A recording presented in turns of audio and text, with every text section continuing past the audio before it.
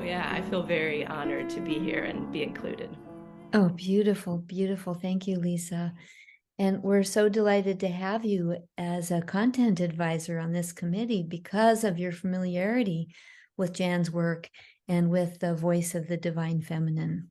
So your contributions have been important and meaningful. So thank you, Lisa, for being here. Yeah. Oh, beautiful, beautiful. So with that said, Jan, I'm going to invite you to just leap right in and begin your presentation. It is my moment. It is. This is the dissertation offense, June 26th. Oops, I'm gonna have to this. I And like that dissertation offense. I think that's cool. we're That's changing the paradigm to something a bit softer. That's more feminine. Voice release is new, and the removal of fear of speaking up for the divine feminine. Why me? I was trained as a nurse. I have traditional background in healing methodologies. I sang and I had a lifetime of anxiety in so many settings. I became a sound healer, vibrational educator, a certified music practitioner, bringing music for those dying at the bedside for transition. I also have quantum field and consciousness certificates, as well as having been a therapeutic singing student for 30 years. So I have been a bridge from traditional medicine to quantum field and sound healing. You've read the abstract, so we're going to look at the highlights. We are investigating the effectiveness of voice release process in removing fear of speaking up for the spiritually awakened and awakening women. This ontological inductive study, it was small, is situated within a theoretical framework that includes a literature review that was broad, behavioral intervention, the power of the human voice, quantum energy theory, and of course, phenomena and tracking of fear in the human body, the divine plan, vocal analysis, and an introduction to voice release, and last but not least, bringing forth the historical subjugation of women and feminine leadership, of which they do need their voice and their courage to stand and lead. 6 mature, creative, spiritually identified women volunteered to receive a voice release session and took a pre and post session mixed method ad hoc survey. The results show the voice release process was affecting and removing long-standing fears of speaking up for the participants, resulting in increased confidence and courage. The data shows this it could be a viable and benign behavioral intervention. The study suggests that social human evolution is dependent upon the rise of the divine feminine, finding her truth, and people responding to this fearless truth in a way that they trust her and she can lead. The quantitative and qualitative analysis showed 83% improvement in speaking up without fear. 16% reported tremendous relief. There were less physical anxiety symptoms. We used the frequency analysis, and prior to this session, all individuals felt somewhat distressed over not being fully free to use their voice. After this session, most of them hardly ever felt distressed. After the session, half of them, 50%, were hardly ever affected. So as an introduction, we look at the background of the problem. Women's voices have been missing from leadership due to socially ingrained misogyny patterns. My grandmother said the pendulum swings all the way to the end. Well, we are at the end of the toxic patriarchal masculine. Women who are spiritually directed are often afraid to speak up the truth they receive, so the platform of leadership is missing their voice. There is no process like voice release. It is multidimensional. Mental, emotional, physical, and also etherically guided healing session. There are no studies I could find that suggested anything similar.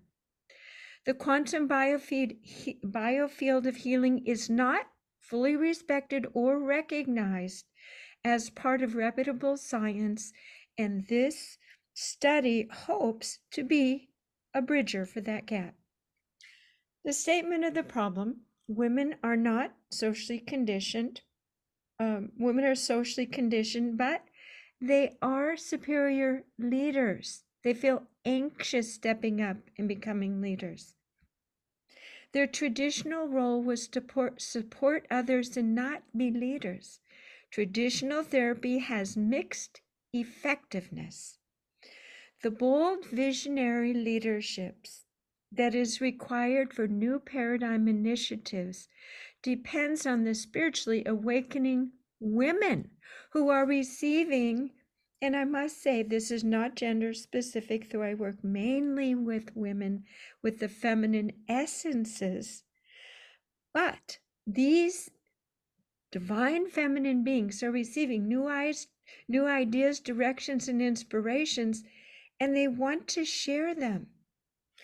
My personal relationship to the topic and the method: lifelong anxiety and fear of speaking up. I didn't even know I had fear until the age of 20. As a nursing student, I began to recognize the limitations I felt were normal, and they were also shown to me by other people in my family. Anxiety seemed normal. So at age 53, as a vibrational healer at the hospice bedside, when I forgot that I was performing and I melted into what the client needed, I reached my first state of grace. That fearless, expanded, joyful state. I said, I don't know what this is, but I must recognize what it is scientifically and help other people feel it. I also wanted to say that I myself was shut down by a significant relationship as an adult by a man who said, I broke up with you because I could never take you home to meet my family with your woo-woo talk. It broke my heart.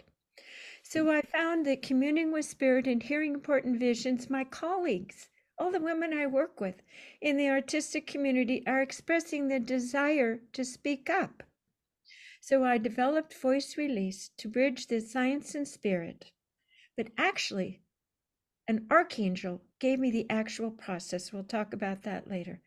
The purpose of this study, this research study, is to measure the subjective effects that voice release process has on these spiritually awakening women, to define the importance of the role of the authentic, fear-free, that should say fear-free, but free is good, voice of the divine feminine, empowered participation within our fear-based collective. The significance of the inquiry is, again, removing the fear from the voice so she can have a part in successful implementation of a new paradigm built on the principles of planetary divine alignment. Feminine leadership is proven. These spiritually awakening women are hesitant again to share their visions of the future, feeling they will lose respect. Voice release can be a benign behavioral intervention for anxiety, for speaking up, and walk hand in hand with medical traditional modalities, and hopefully voice release can open the minds of medical and traditional practitioners. Lastly, but probably most importantly, we need a rebalancing of the planetary essences of the masculine and feminine. I love color. Can voice release remove fear from the voice of the spiritually awakening woman? So it actually is a process that is scientifically. The inquiry was into computer programs, experience, aura pictures, making it all very clear. And then at the end, I said, I know that people hold this matrix of fear in their body. How do we get it out? And in meditation, an archangel showed me the actual toning process. So on the left, you will see sound can be made visible. I learned that our body sounds the cosmos. On the right, you will see Dr. Don Estes program, The Portical, that I can define mentally, physically, and emotionally how much a woman is behind the actual word she is speaking. So when I worked at the bedside and I realized that going into this state of grace, it felt like the fear of dying was removed. What is a greater fear for humans? The fear of speaking truth. So I applied that to my very own idea of, can we release fear of the women that are rising up to speak? This is my voice print on the left. Our voices have a formidable form and power. Then on the right, when the voice bio came in, that was a game changer. 26 ways that I could look in the ways a woman's physiology was deteriorating etherically before it even became disease. And I could see fear. And I could see how when she spoke, her voice was a calling card to the world. This is the portico, and it shows us our very consciousness. And are we in our dominant frequency, or are we holding back? So all of these became the background for this study. I learned that the voice actually has colors and a form. Our human body can be diagnosed now as sound and healed by sound. We are a vibration. Through our intentional consciousness, we can shift vibration.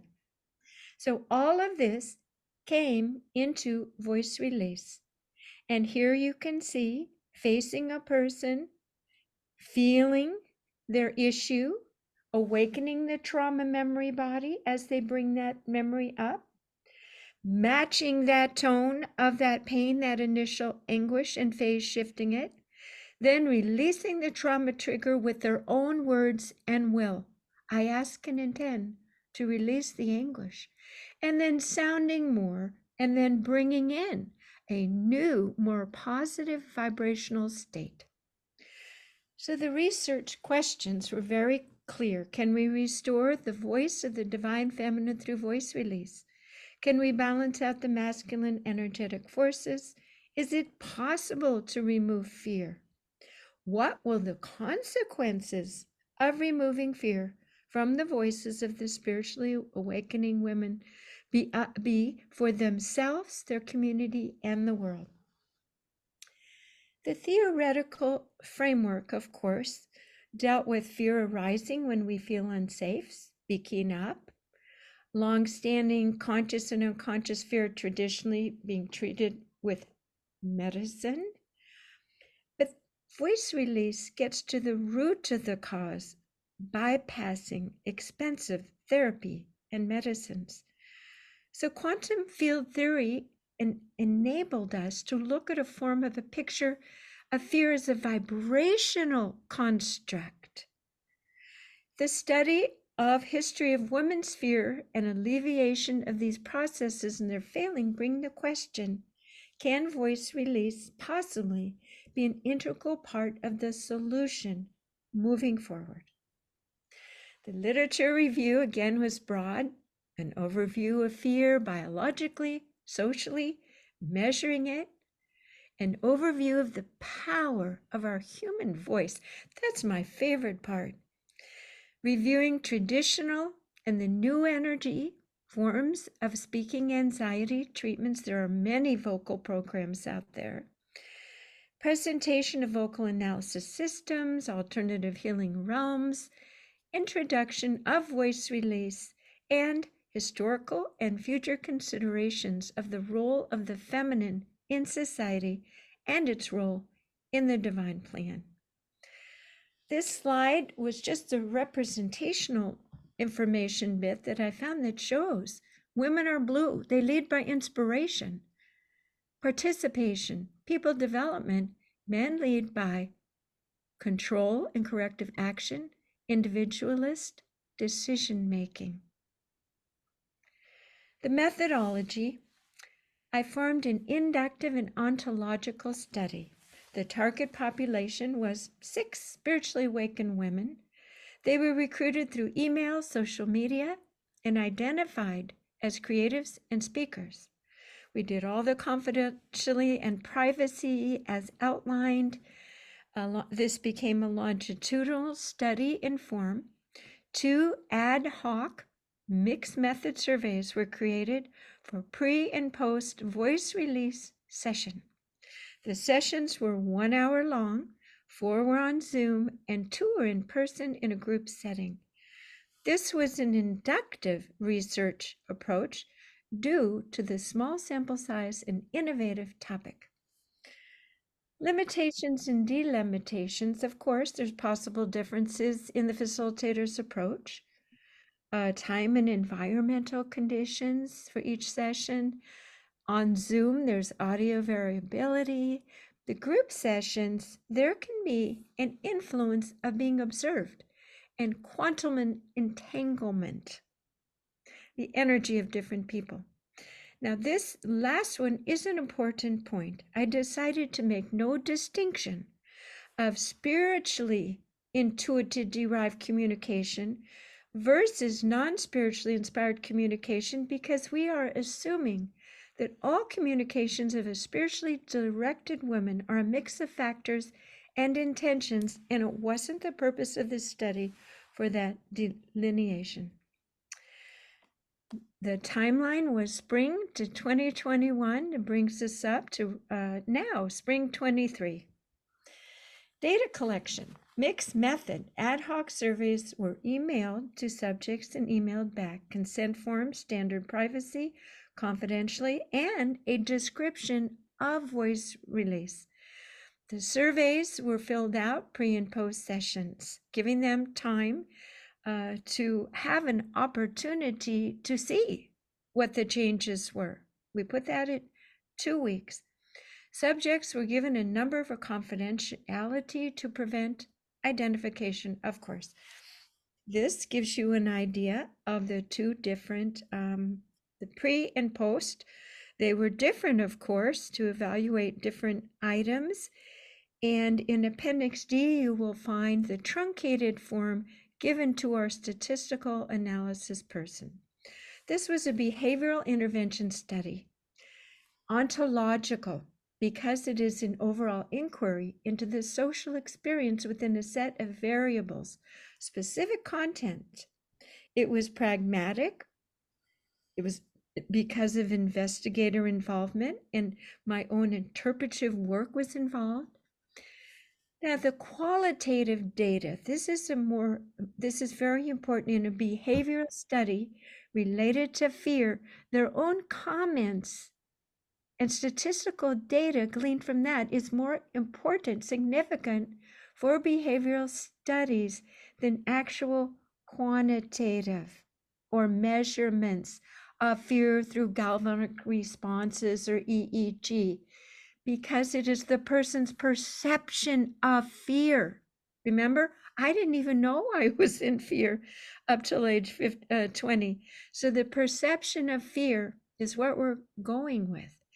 I use sliding scales and narrative together because it forms a more powerful truth of the respondent's information. And sometimes, just to keep them awake, I would flip the scale from sometimes to never to sometimes, so it was accurate and valid data. The researcher, myself, tabulated the qualitative data with numerical analysis and narrative reporting with thematic coding, so I could look at themes. The research consultant, she was actually from Greece, tabulated the quantitative results, and this tells you the programs that she used. The data analysis findings were powerful. Prior to this session, all individuals felt somewhat distressed over not being fully free to use their voice, while after this session, most of them felt hardly ever distressed. 83.3. The reduction in distress for the group is very visual. And this one shows where I did flip the scale. So the first one is lack of confidence before the session. And the deep blue one is it's actually more courage, increasing confidence, because they had a decrease in the lack of confidence. Double negative. Half reported that it was very important for them to overcome fear. They were very excited. The qualitative analysis showed, interestingly enough, the same as the quantitative. Number crunching. 83% reported improvement in speaking up without fear, and 16% reported tremendous relief. The data results stated 75% of the participants experienced physical symptoms during public speaking, whereas after 60% did not experience any physical symptoms. The wear and tear on their body, 66% of the individuals felt that these symptoms had a somewhat adverse effect on their bodily systems, and after 50% did not have any issues. They felt that after this session, there was a considerable increase, that it was easier to speak up in front of an audience, speak up when someone disrespected them, stay focused and calm while sharing their truth, and to stand up for themselves when someone was out of line and set boundaries. So this is not just about comfort in public speaking. There was only a slight increase observed when we asked them, can you tune out the other person or audience? And perhaps this was something they had already mastered. So we are on the qualitative and narrative data, and that's where women said what they're feeling. And I had essay and narrative room for this. And look at this. What do you think caused your fear? Patterns, family, bullying, patterns, projection. Perhaps the saddest one is participant 1. Her neighbor friends, 2 little children, were killed by their parents, and her dad told her parents have the right to kill their children if they don't behave. Here we have statements post voice release. I am open to more voice release sessions. I feel calmer. I can now talk without fear. My mind chatter has ceased.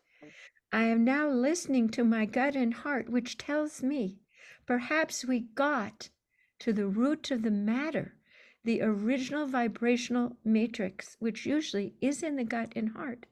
My energy vibration has shifted.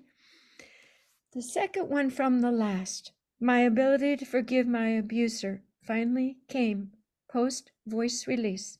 This was a 62-year-old woman, and the abuse occurred at age 10. Themes found for this research: all but one of the women experienced long-term anxiety, limiting their creative expression, several years to 50 years. Think about that. 50 years.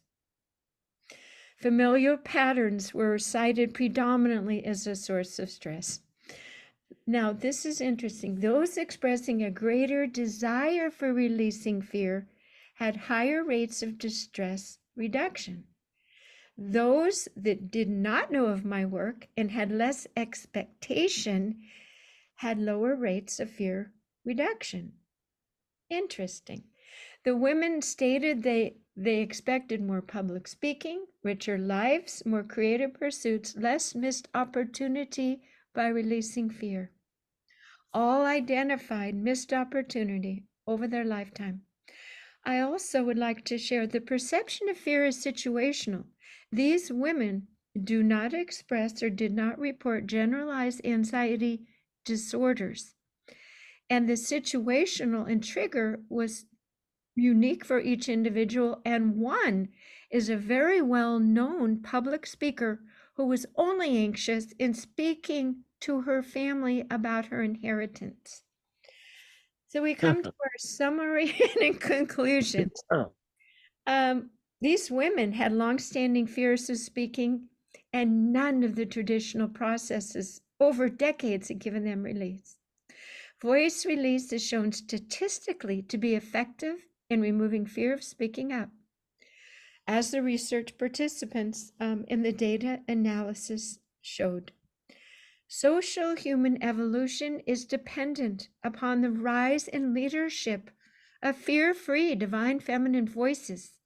So those responding to her truth can respect and trust her leadership.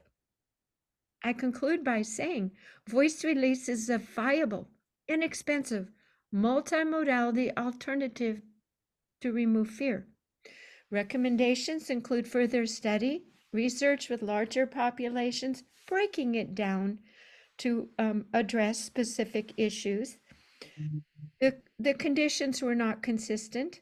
I am a very biased facilitator, I admit it, hoping things went well. And of course, I did an ad hoc survey because it was specific to a small group of a very specialized teasing forth of particular information that I was looking for, rather than a standardized survey.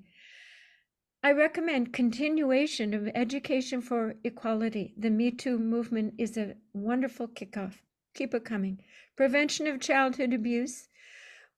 The reproducibility questions with this. Who could facilitate voice release effectively? We would need to find intuitive people who can match a note, who could understand it, and I do believe they are out there, and that this could be accomplished.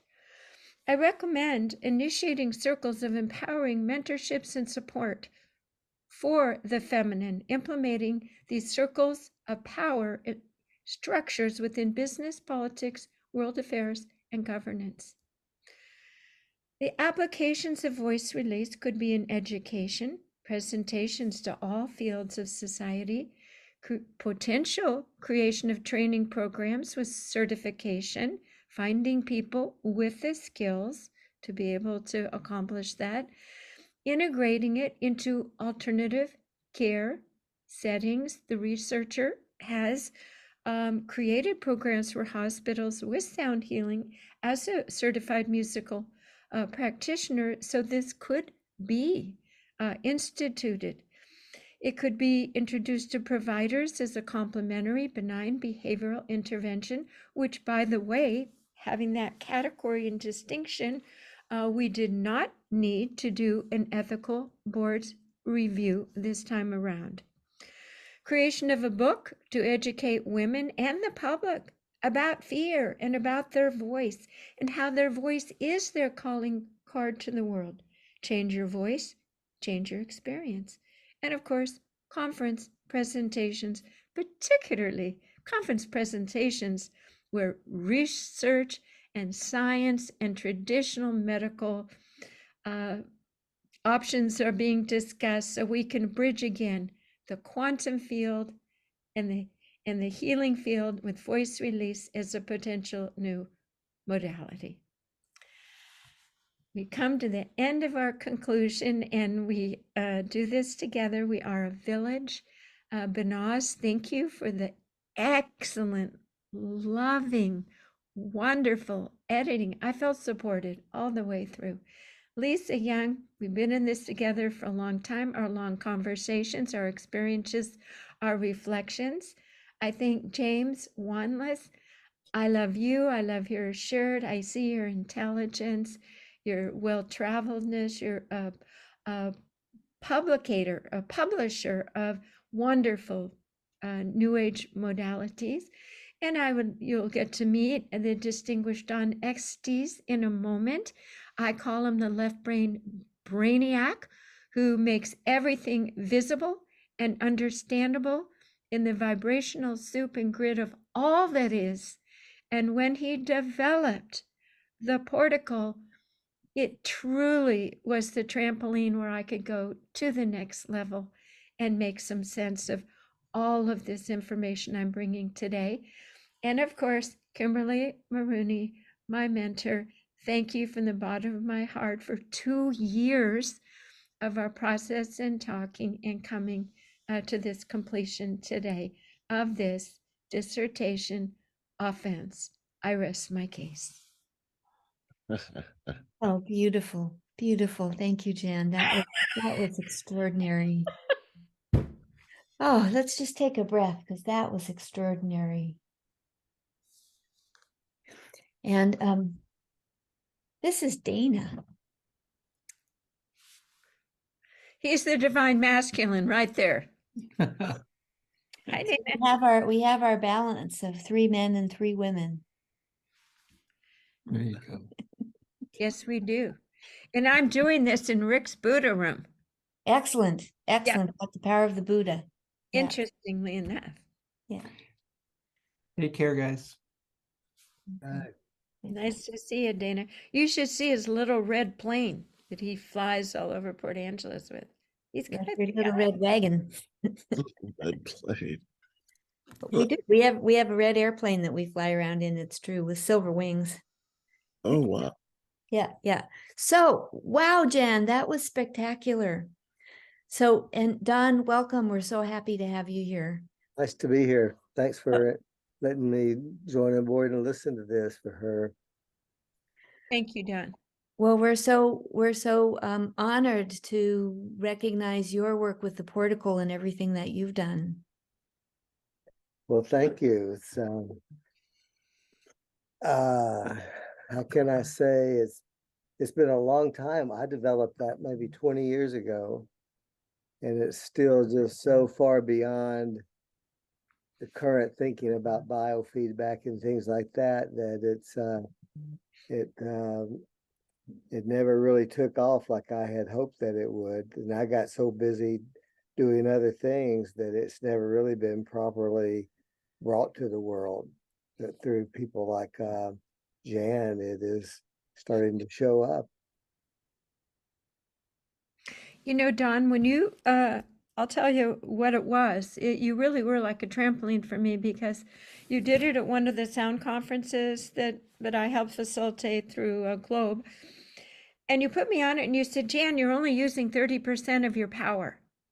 I said, what? And you said, yeah, there's a bigger you in there. And I said, well, I gotta find her. And so I worked with this protocol and I ran the program for 6 months with Veronica Bach.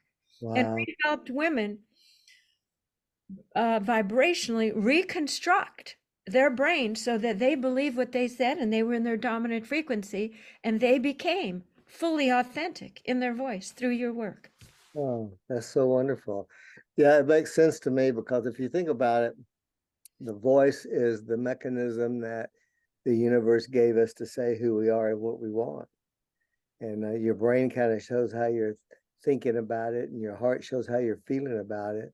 But you can hardly shift your mood without it showing up in your voice.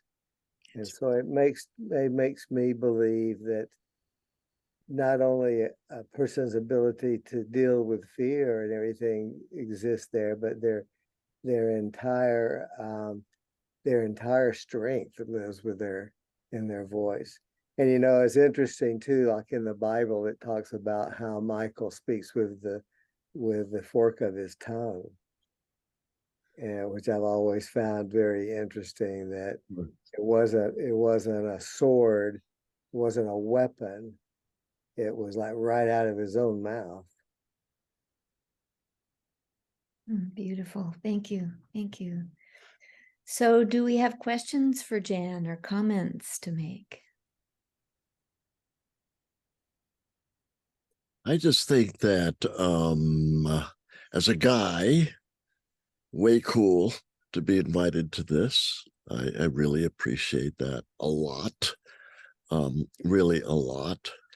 And I found in reading through the dissertation, in addition to this presentation by you, Jen, I love some of the lines in it that read really cool. Like this one line, voice is the megaphone of the biofield. Ooh, that, I don't know. Was that yours, Don? I don't know who's. No, I don't think so. That's not Was me. one of mine. It was you. Okay. I have a visual. I tell women, you can't trick men. I mean, they're feeling everything you're saying. Yeah, but there are some lines like that that resonate with me, because I write a lot, so I pay attention to words and the power of words, but particularly when they're put together in a way that has resonance, that is in a sense a megaphone by itself. And that's what I really appreciated by a lot of this, Jan. Thank you. Way cool. Thank you. Yeah. By the way, Don, James is a publisher. Did you hear me? Yeah, I know who it. I know. I don't think we've ever met in person, but yeah, I know his work well. Okay. What we're talking about here is completely about resonance. It's about being to being in coherence, to have our mind, body, emotions, and voice and spirit be in coherence, the way Heart Math talks about it.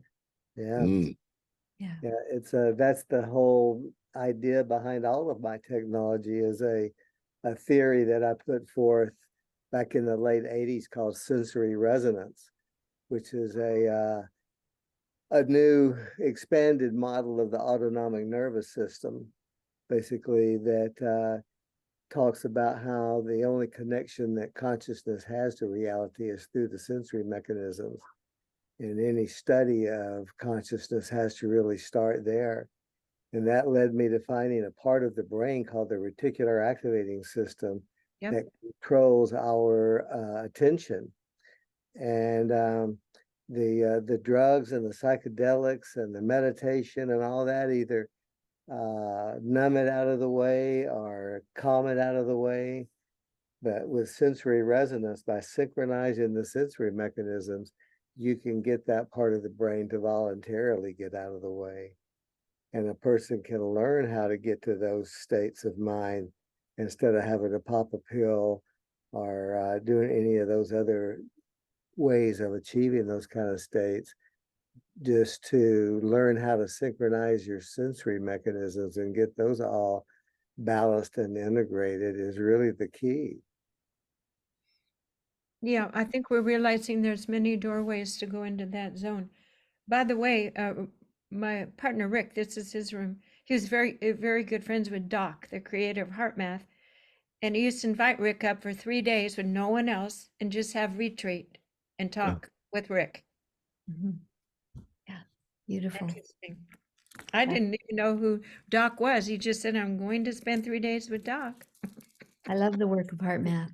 Yeah. Deborah Rosman actually, I believe, started that back in the old days with right after she was with Christopher Hills. I don't know if you guys remember him or not. Oh yeah, Penny Slinger, sure. Yeah, Penny. Oh, Penny. Wow. Well, yeah, Christopher owned a half of my company for 3 or 4 years. Wow. Back in at the beginning, like 1990 to 93, somewhere along in there. I still have his little copper ring I put on things. I spent a lot of time with him up there in Boulder Creek. Yeah, that's right. and, Santa Cruz. Lisa's in Santa Cruz. Benas, where are you now? I'm in Los Altos, which is near San Jose. Okay. Yeah. I lived in Santa Cruz for 10 years. You did? And I lived in San Jose for part of that. Wow. Somehow Los Gatos. Hey. Kind of connected. Dale was a regular Santa Cruz hippie. He had a hard time leaving Santa Cruz, but he's used to Port Townsend now because it's fun fishing up here in the trees and so gorgeous. Everyone has a Santa Cruz story, I've learned. Oh, you know mine. Well, I'm not mentioning any names, but you guys, do you have any questions for me? Maybe not. Let's keep talking. I have a question. Okay. Lisa, please. I was just curious, Jan, because I do similar work as Jan, in energy work and helping people release and go to the deepest root, but not with sound, which I think would be easier. But I'm curious, in your study, it sounds like you worked with 2 people at a time.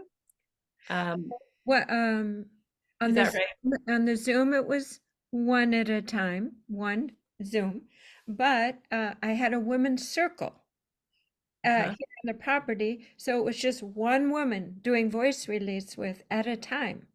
But I know that people feel like they're being observed. I might have been different because I felt like we're being observed if someone was new hadn't had it. So, but what was You had the introduction for 2 women at a time, right? So you had a Zoom session for 2 women. You would introduce the session to them, your research. No.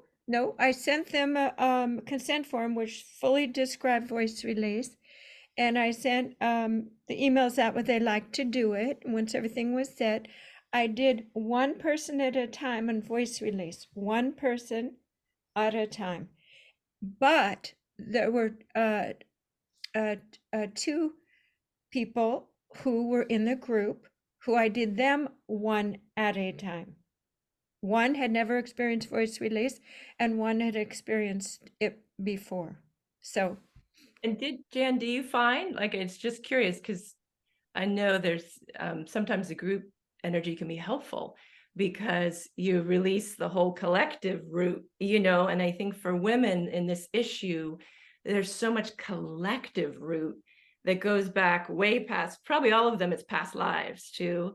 And then also maybe their whole human female lineage, so I just wondered if Yes, the groups may be even more impactful sometimes than one-on-one, if you found it absolutely is in many ways. Number one, I ask them to sit and hold the space and witness, and we all go into a higher vibrational state, fearless, where we hope for the best for that person. So we've already raised the vibration. Secondly, the themes of bullying, too powerful mother, mean dad, are specific conundrums. I mean, of course, they're unique, but there's a generality, and it lives there. And so, this is the amazing thing. I can have a room of 100 women, and if the woman who's doing the voice release has an overpowering mean mother, as we do the different vowel sounds, when it pops out, and every woman in the room feels it. And those that have the overpowering mother, they're like, something's gone. And they report back to me. So it's through entrainment. Because they're there witnessing and holding the biofield, and they're part of it, that as I'm working that person, they have the same thing in their stomach. So it's much more powerful in big groups. I've done it also in groups of housewives. And I thought, they didn't know vibration or anything. Only one person has ever gotten up and said, that's not for me. And this was the group of housewives, and the rest. Why? Because I changed the languaging. I say, has there been a time when you just were so mad at your husband and you just didn't know what to do? Well, let's find that feeling. All right. What would you wish you could have done? I meet them where they're at, because as I travel cross country, some of the leaders of the community, they don't know New Age stuff. I walked into a coffee shop in, New Harmony, Montana or something. And these women treated me, hi, like I was part of their group. And I looked around like, what do they have their glasses on? That's how they are. They hold very big high vibration. And these are the leaders. They say, we meet here every Saturday morning and we support each other. So it was amazing. So it's not always those that have the languaging. So I meet people where they're at, and whatever I hear that is bothering them, I help them understand the good parts of what they're doing to build upon that, the higher vibration of joy, knowing that through physics, lower vibrations will, if you build up a person, suddenly they don't feel so bad about certain things. Like this morning, I'll just give an example. I sent out my newsletter I shouldn't have, and I saw all the unsubscribes come in. People changed their board, and I thought, this is not helping me feel confident for my dissertation. So anyway, life throws us all this stuff. So anyway, I love talking about this topic, and I have a lot of examples. So, Vanessa, I know you have a question. I had some comments I wanted to share. Okay, please. Yes. Yeah. So, Jen, I feel your genuine passion about what you're doing here. And there's energy in your words, in the dissertation. It's strong, with conviction. So I really appreciated that. The literature review is overkill. I mean, if you were to go in a publication, you already have few papers there and few research to start. That was impressive. Your questions were very pragmatic, your research questions, which again, I appreciated that. There are a few points, the applications which you mentioned at the end, bringing it to women's in shelter, abused women, children, just to stop the block from the beginning. So the applications were really good. Your research on how to measure tension, I mean, that was by itself a paper. And I feel also bringing the spiritual, divine inner cognition of women. I feel if you're interested in the field, that's something to be further investigated. I was hoping to read more and find out more about how that inner divine messenger is gonna come alive now, how that is the block on that is gonna be removed. So there's a lot of basis for future work, research, interest. And also there were few limitations, which I thought you mentioned all of them in your limitations section. And of course, this is one study, and I don't think anyone expected you. I mean, you're just laying the grounds, and usually when you're just laying the grounds, you gather information. You don't have control groups there because you even don't know what you're going to find there. That's for the next research. Yes, next if someone is interested in that. Same as what Lisa mentioned.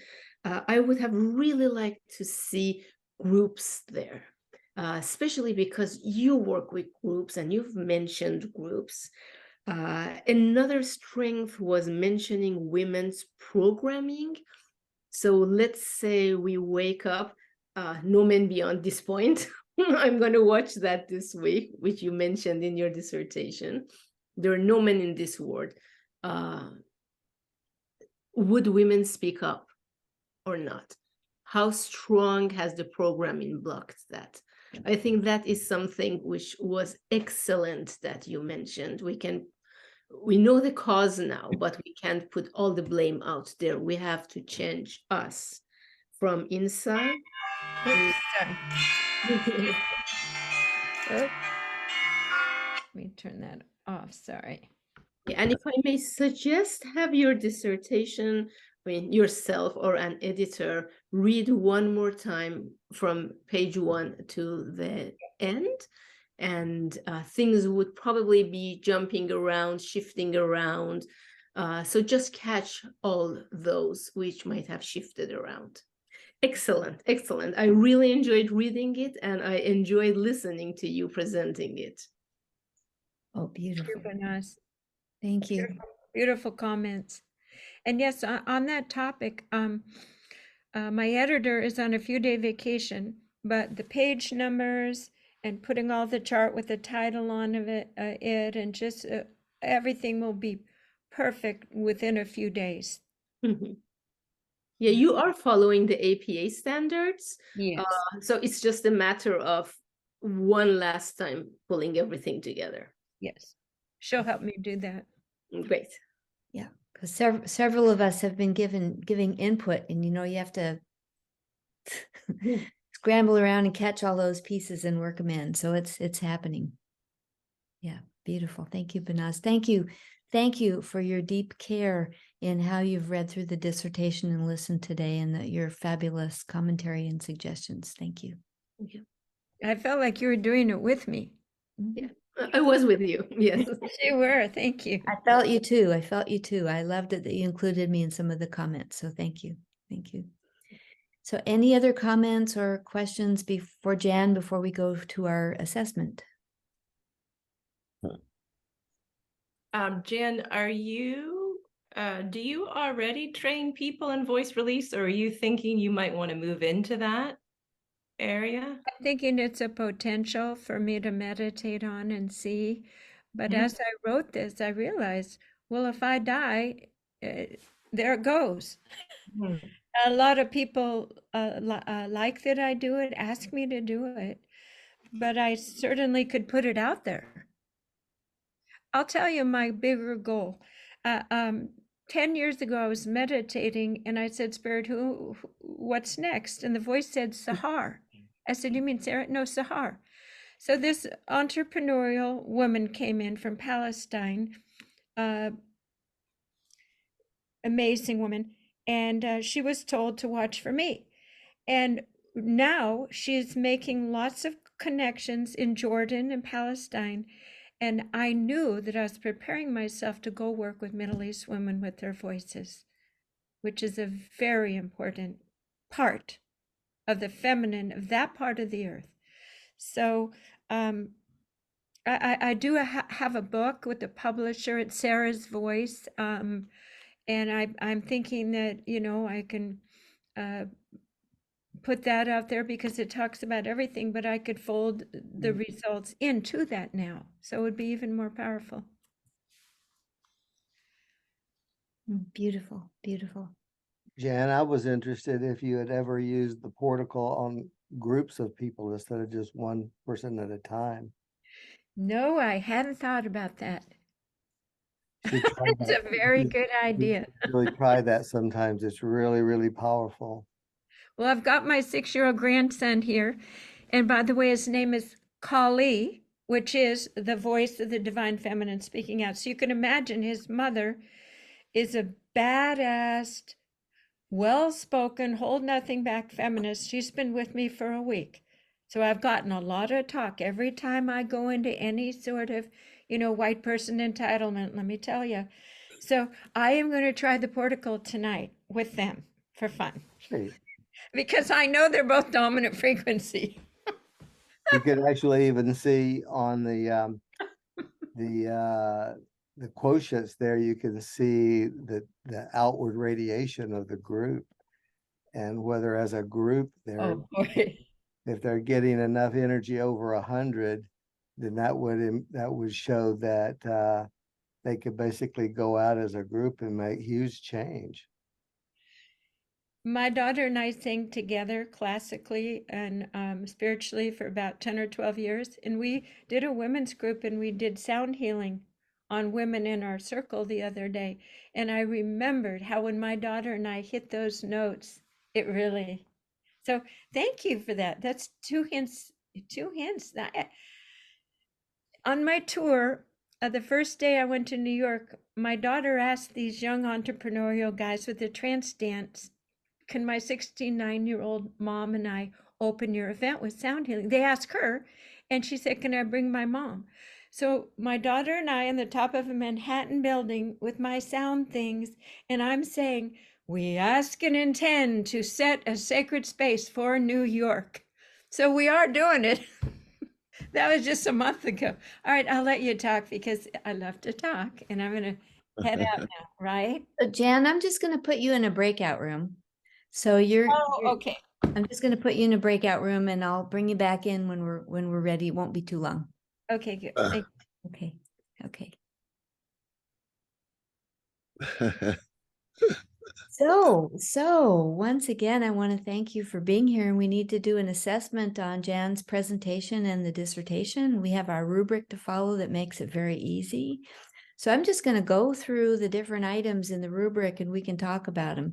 So the first one is that review of literature. And I'm with you, Banaz. When the first version of the review of literature was pretty thin. And when she came back with the second one, I looked at that and thought, whoa.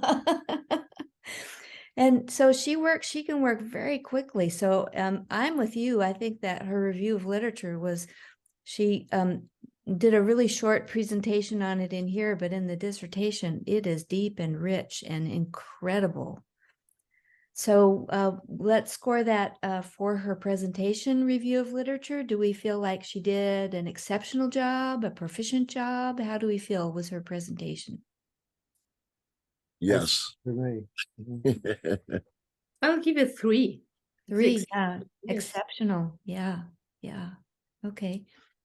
And so while we're at it, let's go back to her dissertation. And also in her dissertation, I also felt like her review of literature was exceptional with 3 points. And how do you feel about that?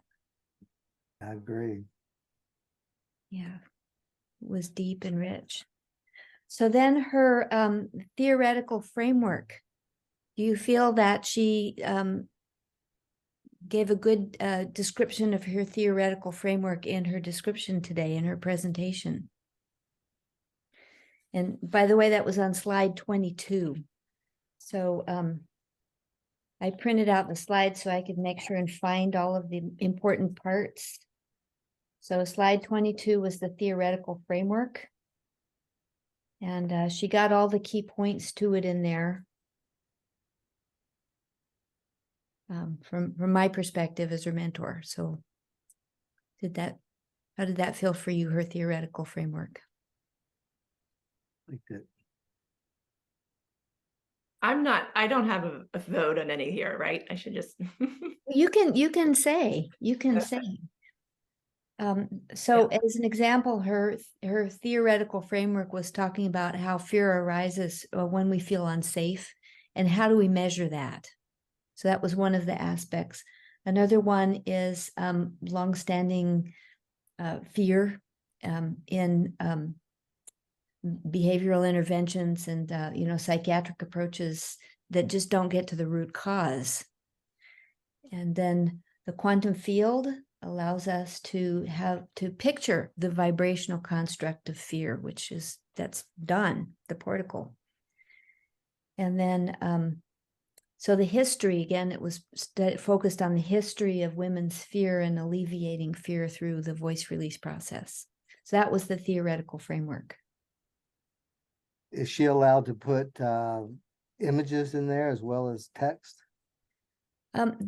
She has images in the index. In the index, okay. So in the traditional dissertation format, there are a few images, but most of that kind of thing go in the index, and she has images in the index. Perfect. Appendix. Yeah. Because those images speak so loudly. Kimberly, the description of proficient and exceptional is written the same. I mean, I think it was complete and perfect and great, but I can't decide because I don't know what are the distinctions between proficient and exceptional here. That's my fault. So if we agree that it was exceptional, that works for me. Yeah. Okay. And then her methodology was on slide 25. 25, here we are. And again, she managed to cover all the key points in her methodology. So are we rating the methodology itself or her presentation of the methodology? Both. We're gonna rate her presentation of the methodology and then the methodology that's in the dissertation. Because, of course, the presentation was just the short form, and then the full thing is in the dissertation. So her methodology, just to review, was that her target population, it was inductive and ontological. Her target population was spiritually awakening women, mean average age of 62 and a half. Her 6 subjects were chosen.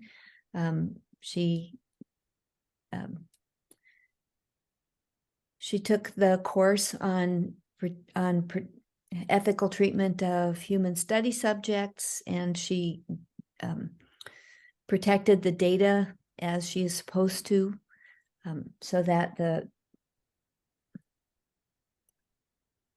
you can't tell who the women were. So protecting the identities of the women, protecting their information.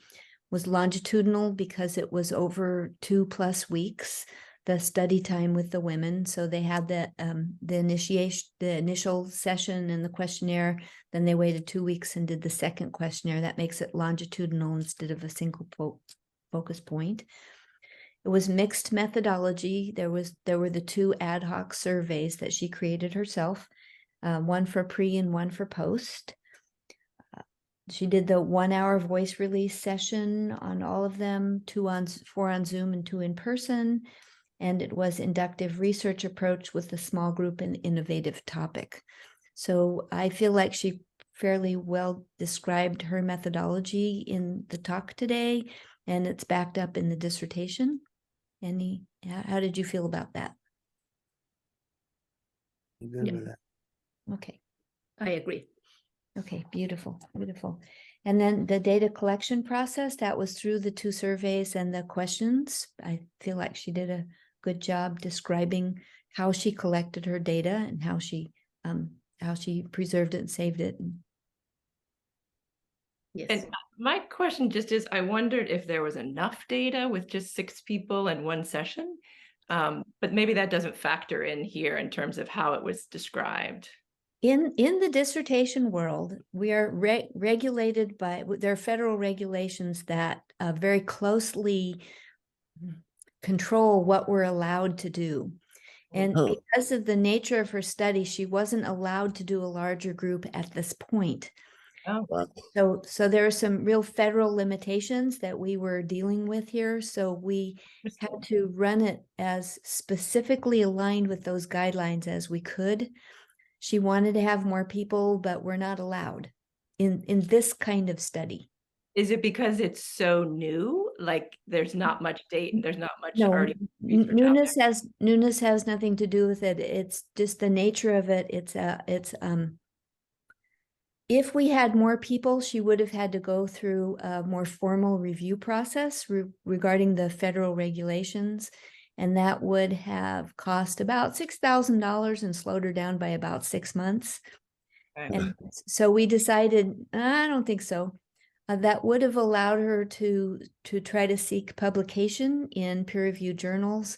It can be pretty hard to get published, and she decided she didn't want to go down that road.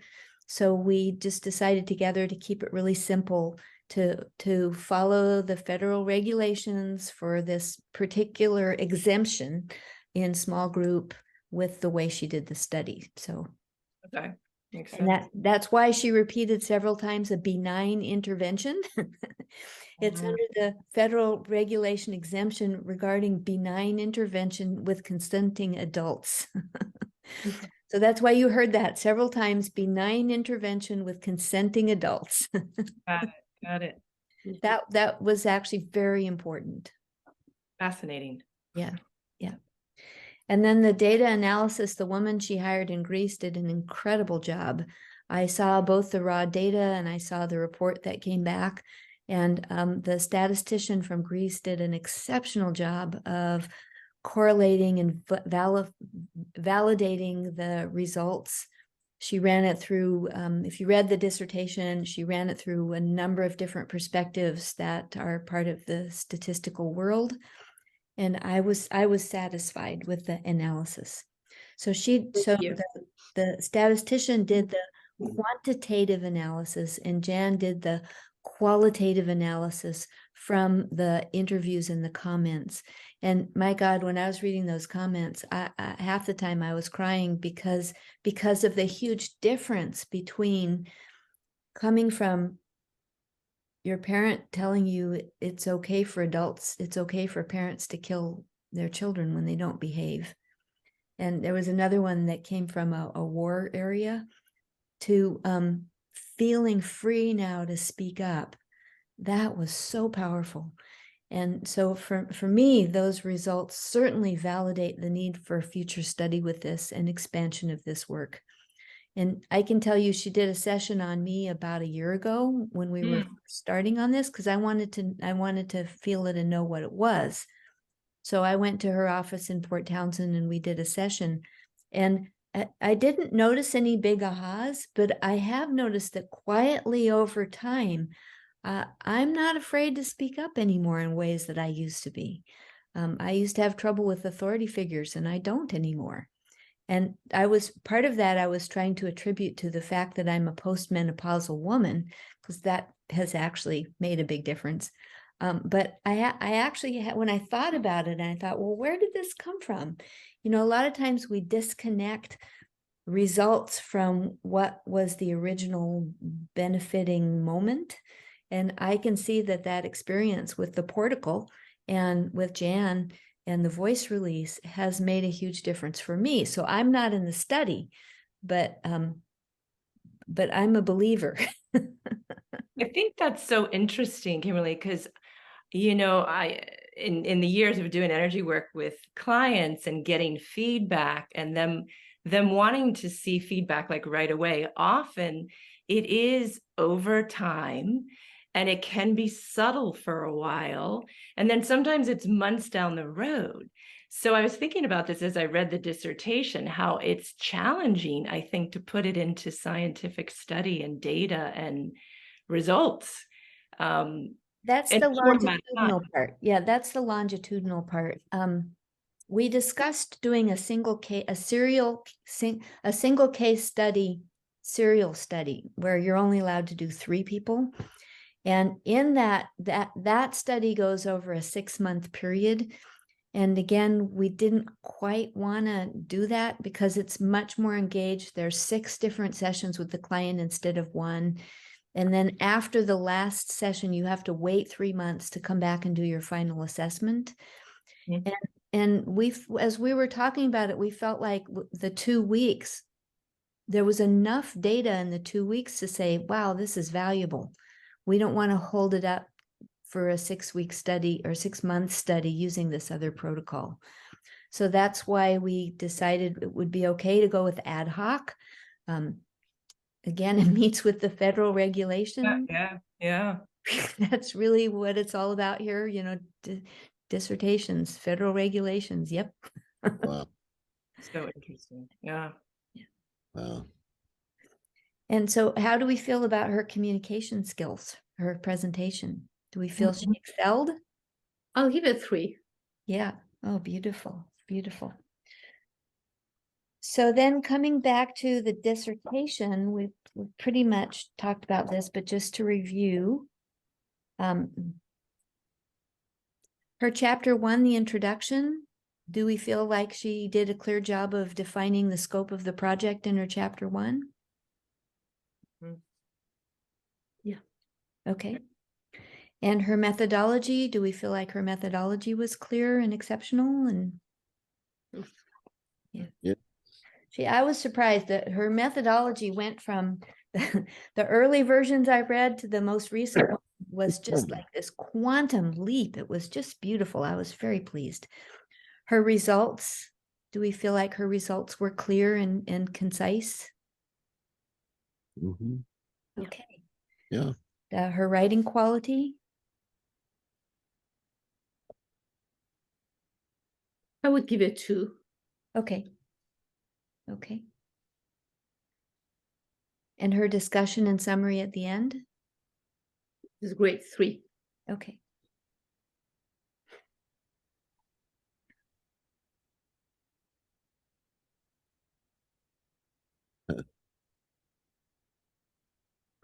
Okay. So, from that, she has enough points to pass. And so shall we Yeah. welcome her back in to congratulate her? Sure. Yeah, Okay. sure. Hey, Let's yes. bring her back in. Yeah, she's back. She's in. She's in the club, Dr. Jan. She should pop back in here Hey, now.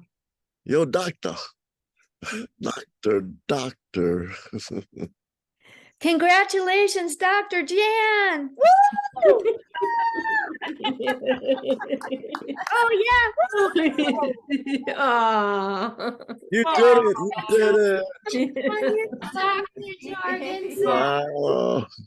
Congratulations, Congratulations. Dr. Jan. You're in the Whoa. club. That's Oh, beautiful. beautiful. Wow. I've seen your beautiful garden.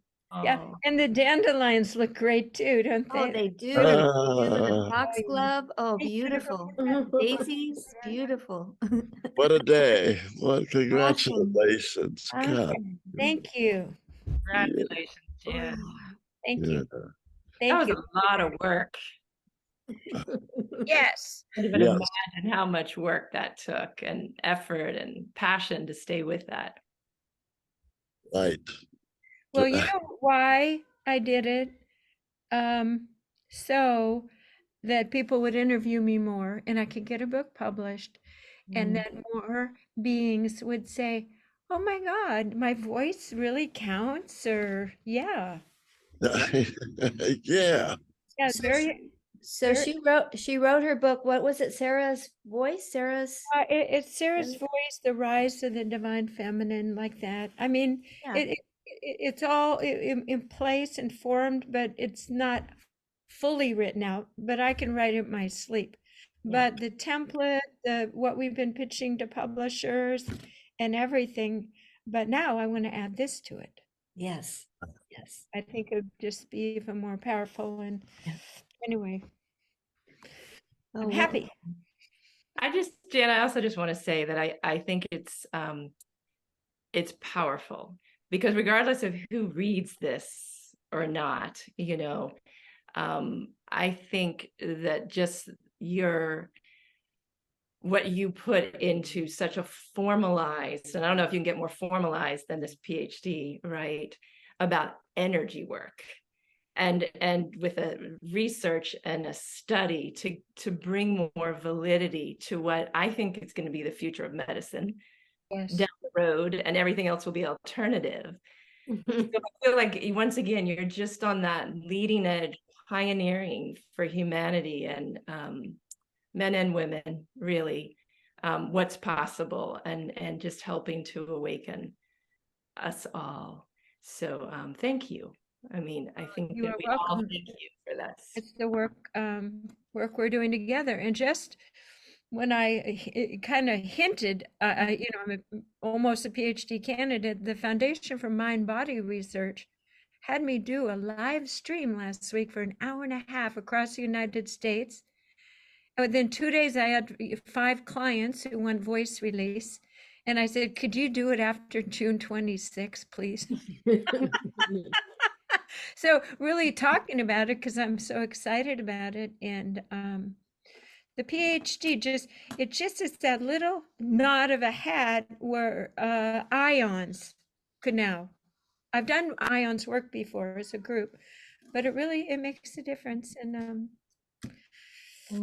yeah. It does. I just look forward to all of this coming forward. And remember years ago, our group, the study group, we looked at the medicine of the future with Randy, and that I was on that committee, and we looked at some of the things Dawn is doing now and the amazing ways to look at our health in the future as vibrational beings, and the ways to realign and reattune ourselves and never get old. And turn around chronic disease. I mean, I've seen it, I've worked it, I've helped facilitate it. But the main thing is, I've always felt, is for me to teach the people what skills I have. And so you're right, that's what's coming. It's not all about me. I put this together, it was a lot of work, but I want to empower people to heal themselves. That's why I quit becoming a nurse. It just seemed like people just like being sick. They like the attention. They never followed any of my advice. So with vibration, it's more fun, more interesting. Yeah. Way more. Mhm. Who else would like to make a comment to Jan? I just think that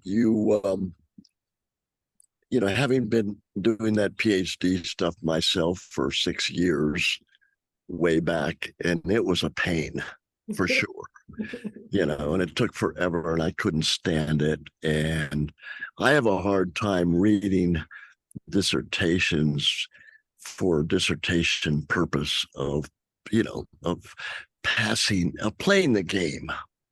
Yeah. And you played it really, really well. So well that I would turn off oh my God, here we go. Because I know where you have to go. And that's the more I'm kind of weird, I guess, but the more I appreciated what you did was the less I kind of liked it, but I respected it more. It didn't entertain me, a lot of it, but that didn't make any difference. You had to pass. You had to play the game. You had to make the sacrifice. Yeah. And you did. Damn. And I'm wondering, I do have one question, though. I forgot to ask you.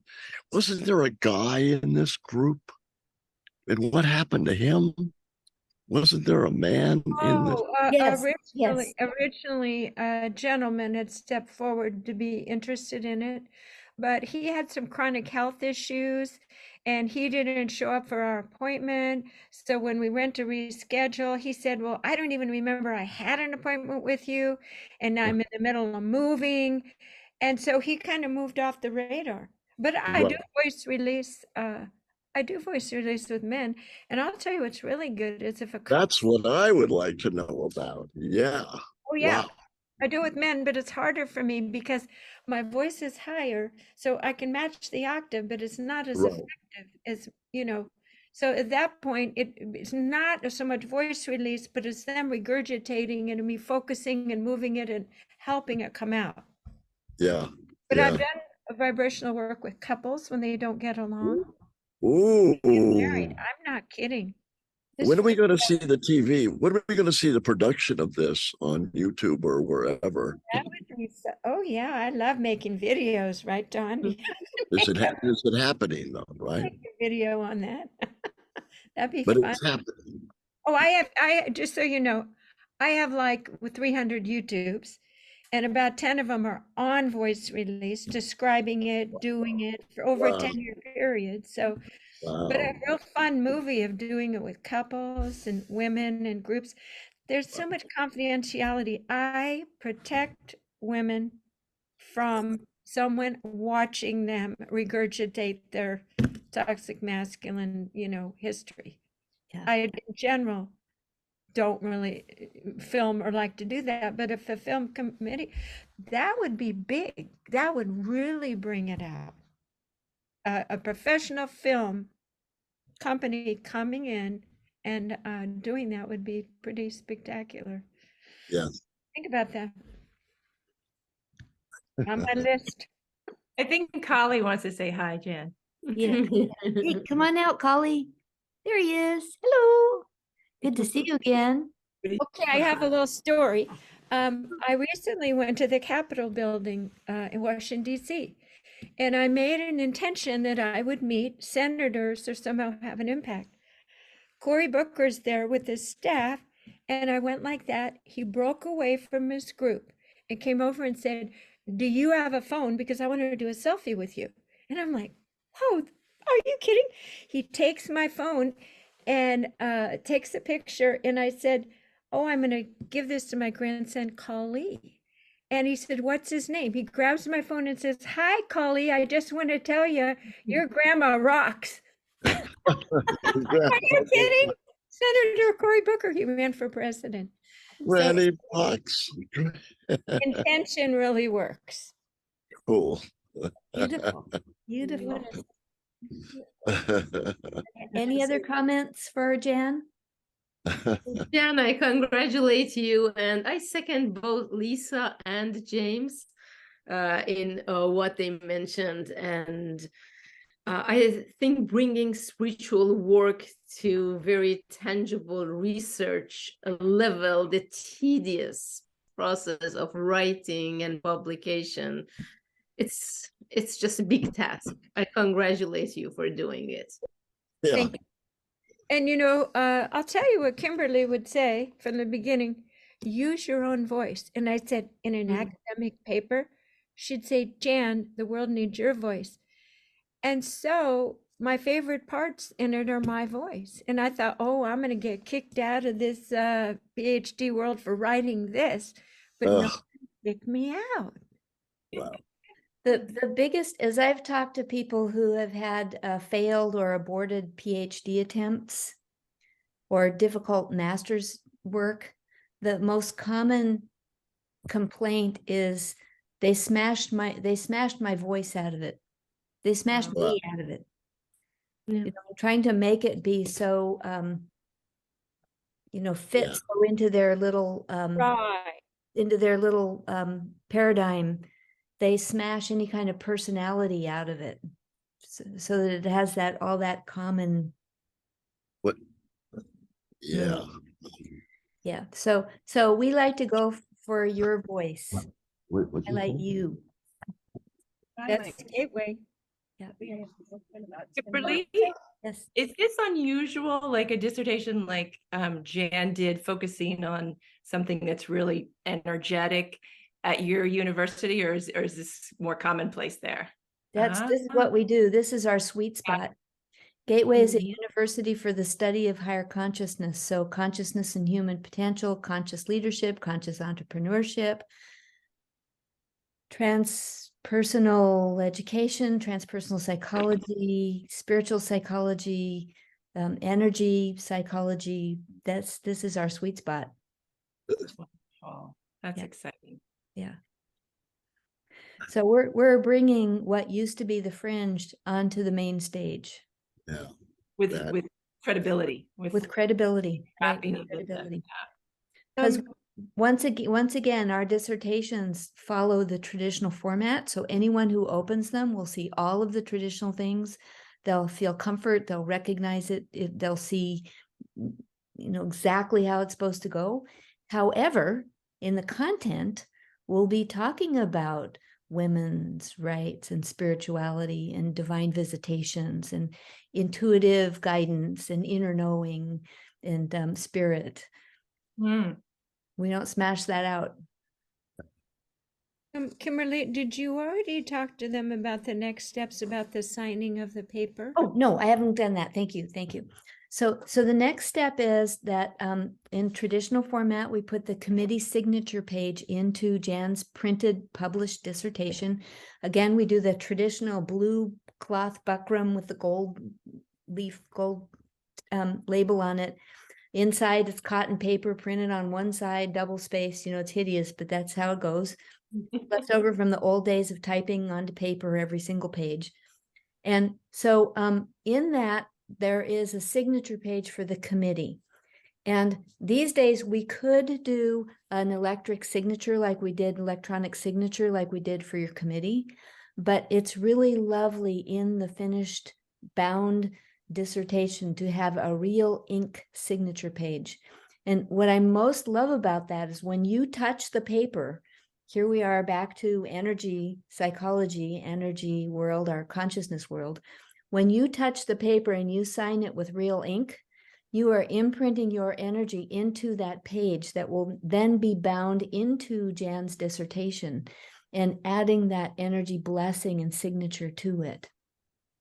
So I'll be preparing her signature page shortly, and I'll send it around to all of you for signature.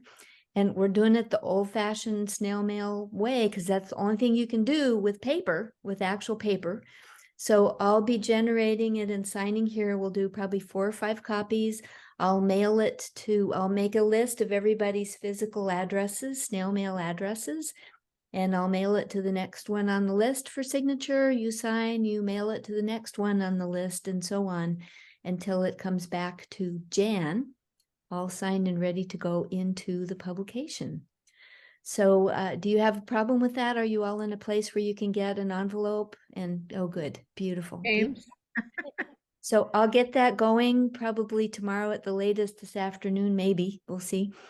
And then Dr. Kimberly, you have done a great job here. She's such a You great facilitator. really, really, really have. Yeah. Thank Thank you. you. Thank Yeah. you. I Yeah. have to laugh because when I did my own dissertation, I hated it the whole way. And my chair, Dr. Judith Larkin Reno, had to practically drag me screaming and shouting and clawing through the end.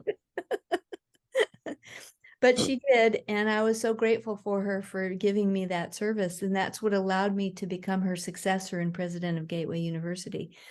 And so when I started to mentor doctoral students, I was quite shocked at, number one, how good I am at it, because she infused all of this into me that I had no idea was happening.